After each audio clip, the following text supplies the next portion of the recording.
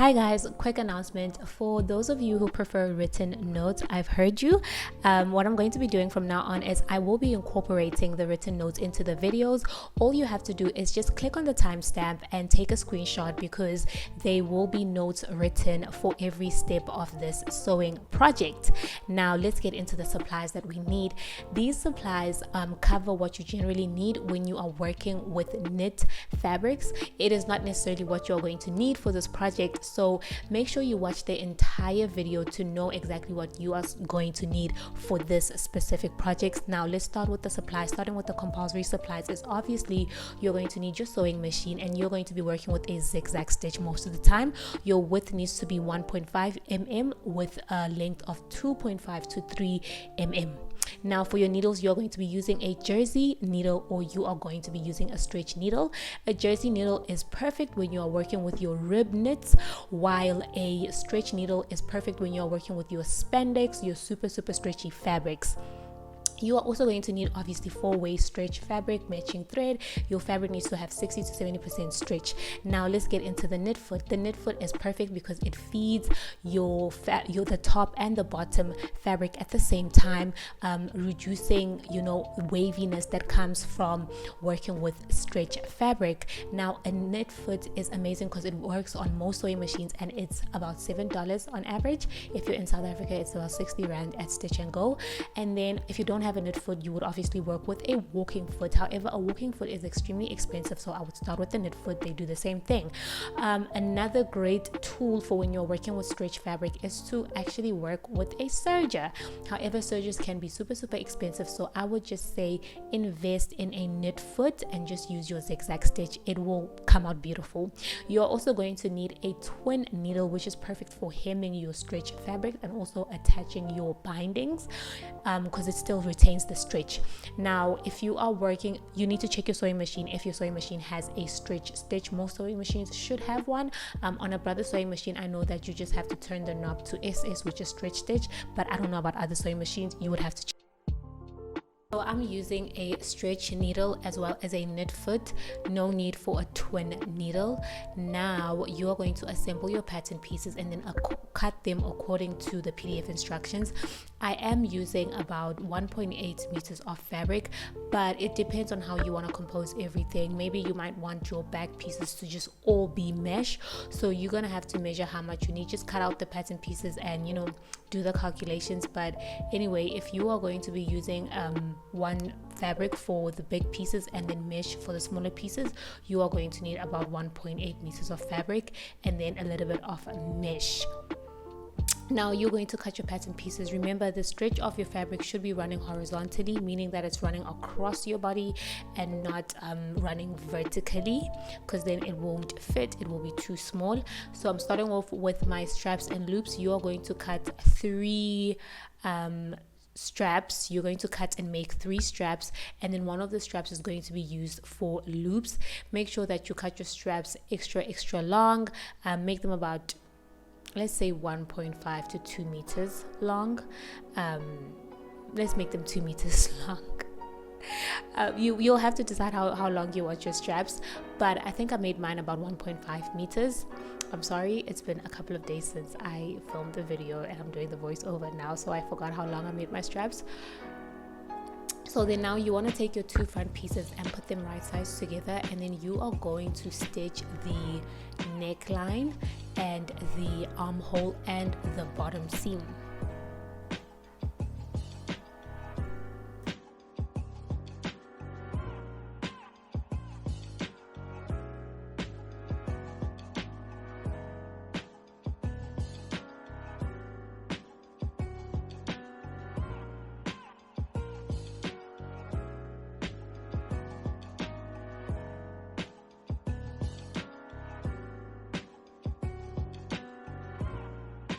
When you are done stitching, you are going to set the piece aside, and then we are going to start working on our side front. Now you're going to take 2 of your side front pieces and then put them together. Because this is mesh and you can't see which is the right or wrong side, just put them together, make sure that everything is aligned, and then what you're going to do is you are going to stitch the top and the bottom seam of those 2 front pieces.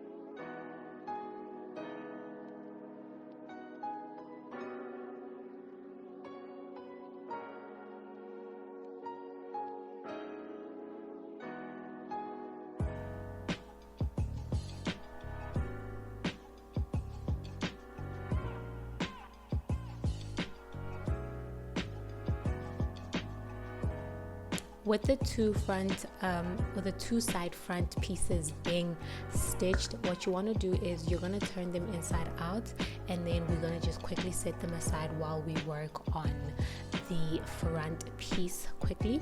So what you want to do is you are going to mark how many loops you want. You might want a lot of loops, a few loops, it's all up to you.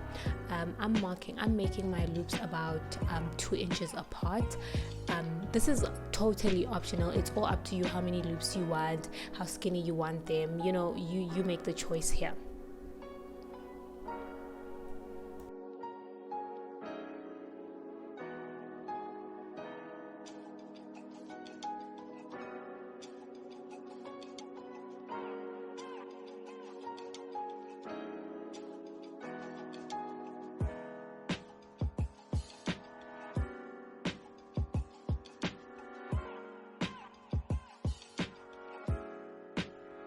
I ended up needing about 16 loops.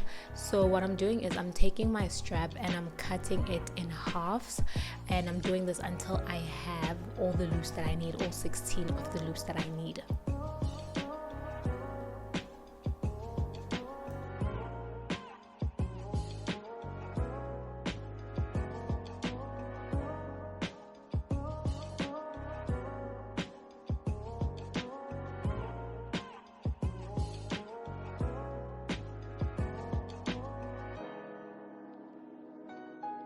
So now I'm going to set loops aside, and I'm going to grab that side front piece turned inside out, and I'm going to complete a basting stitch on both the side seams, even though in the next frame you are going to see that only one of the side seams were basted.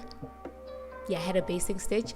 I would recommend that you just put a basting stitch on both, because it's going to be very hard to control this mesh, and we just want to stabilize it as much as we can, so that it's easier when we work with it. So just complete a basting stitch on both those side seams.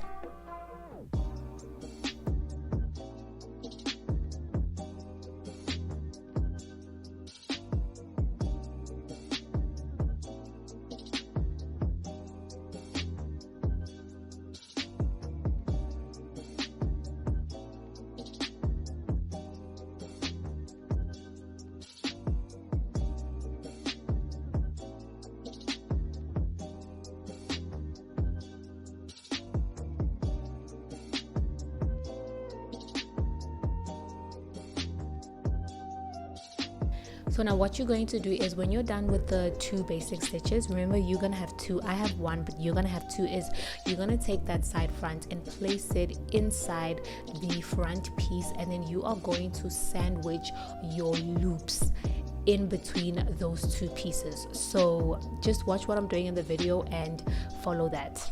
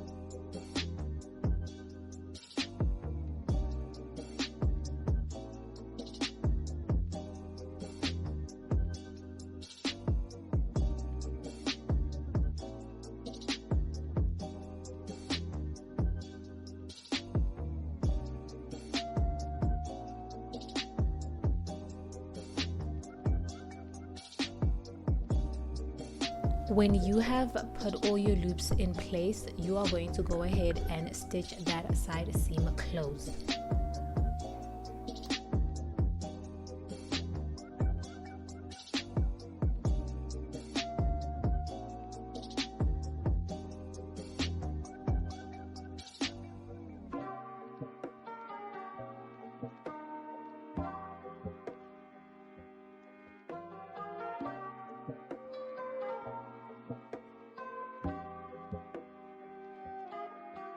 Then what you're going to do is you're going to repeat the exact same step for the other side seam, but this time you are going to use one of the open shoulder seams to turn the piece inside out.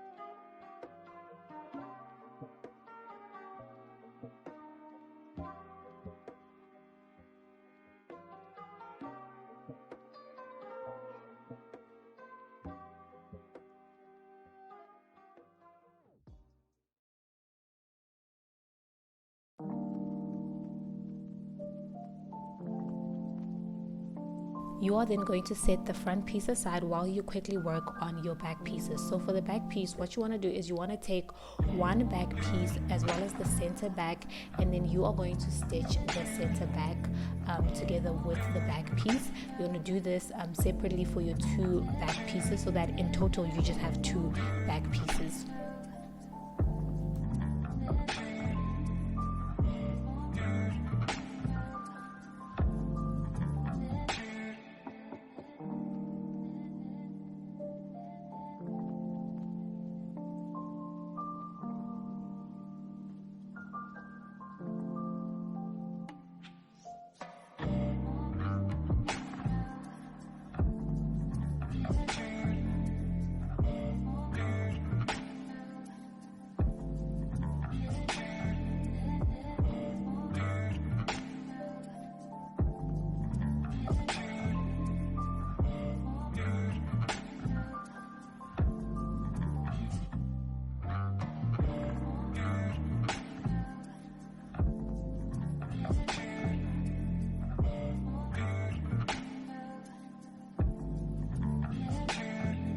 Now take the two back pieces, put them right sides together and stitch your neckline, your armhole and the bottom seam, the exact same thing that we did for the front pieces.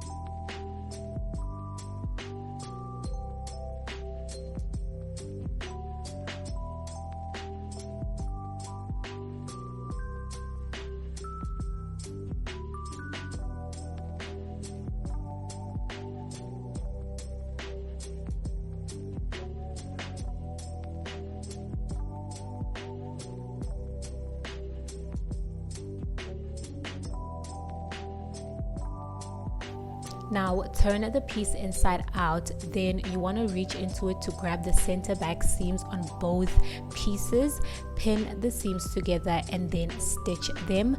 If you're not sure how you're going to do this, just watch the video where I show exactly how I'm doing it. The reason why we're doing this is because I don't want, when you are wearing the dress, for one of the top pieces to be moving around and then the seams are not aligned. We're doing this because we want those seams to be aligned. So make sure that you are grabbing those two center back seams and then you are just pinning them together from the shoulder, from one shoulder to the other shoulder.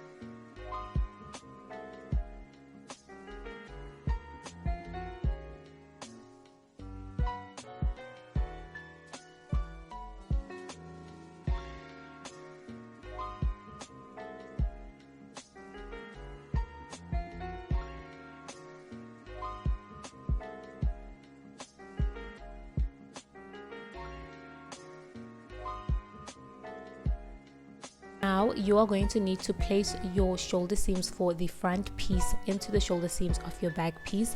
Your shoulder seams of your back piece will be turned inside out when you are doing this process. You're going to place that front shoulder seam in, and then you are going to stitch it.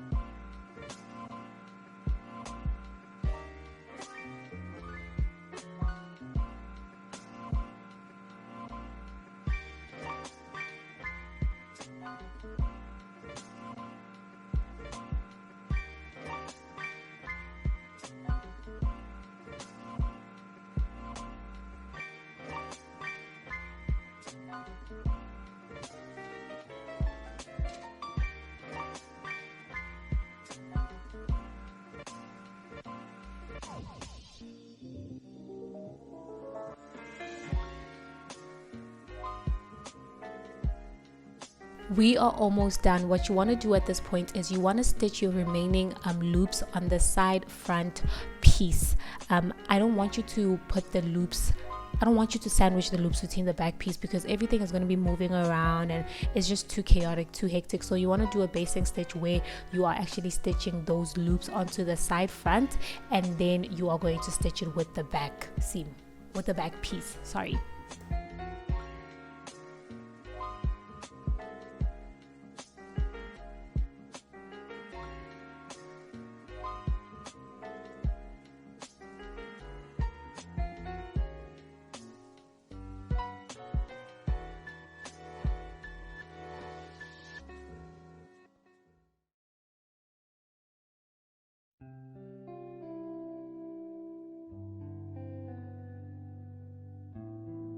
When you are done with those loops on the side front, you're just going to turn the piece right sides together. Then you're going to pin the side seams and stitch.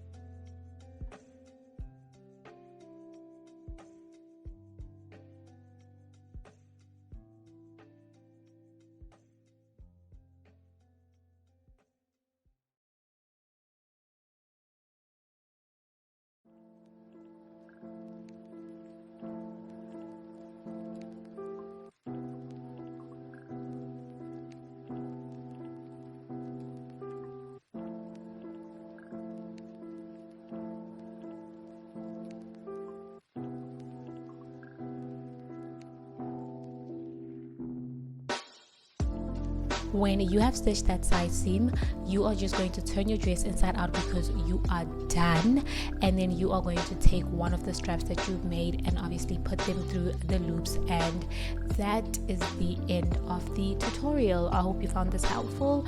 Don't forget to share your pictures on my Etsy store so I can see how it turned out and how amazing it looks on you.